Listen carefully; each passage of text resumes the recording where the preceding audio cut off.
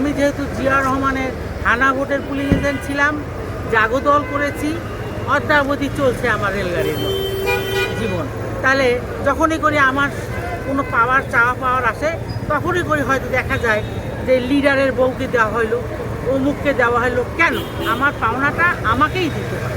আমি যে ঘর থেকে বের হলাম শহীদ প্রেসিডেন্টের প্রতিশ্রুতি মোতাবেক যে নারীদের উন্নয়ন করব, দেশের কাজ করব, উনিও আমাদেরকে শহীদ প্রেসিডেন্ট জিয়া রহমানও বলেছেন আপনারা নারীরা অনেক মেধাবী, আপনারা অনেক কাজ করতে পারেন, আপনাদেরকে ঘরে বন্ধ করে রাখা হয়েছে, আপনাদের দায়িত্ব দেশ পরিচালনা করানোর জন্য আছে।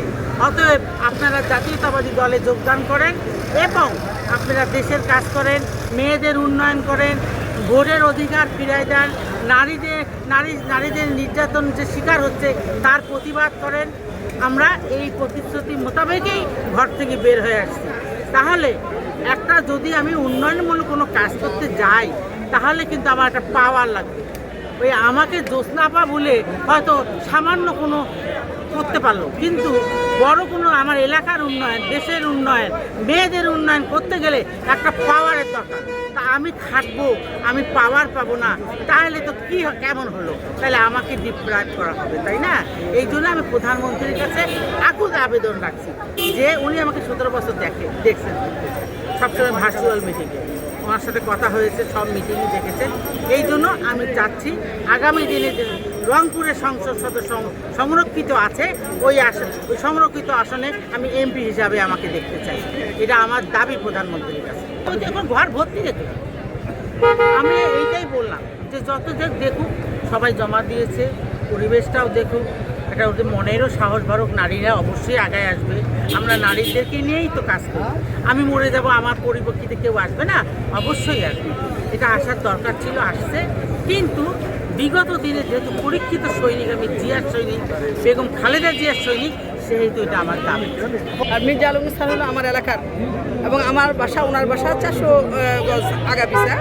এই সূত্রে আমাকে ওনারা, আমি বলছি যে আমার দাবিগুলো বলছি যে এতদিন আমরা জেল খাটছি, আমরা মায়েরও খাচ্ছি রাজপথে, পুলিশের হাতেও নির্যাতিত হয়েছি, সব কিছু নির্বাচন করে আসলে আমরা আজকে এই পর্যন্ত এসে পেরেছি। এই সূত্রে আমি আমার দাবি।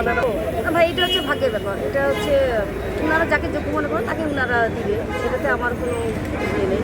আর হচ্ছে আমি দলের জন্য এতদিন যেভাবে কাজ করছি, আমি মনোনয়ন পাই আর না পাই, আমি দলের জন্য কাজ করতে চাই, আমি স্বাধীন দলের থাকতে চাই।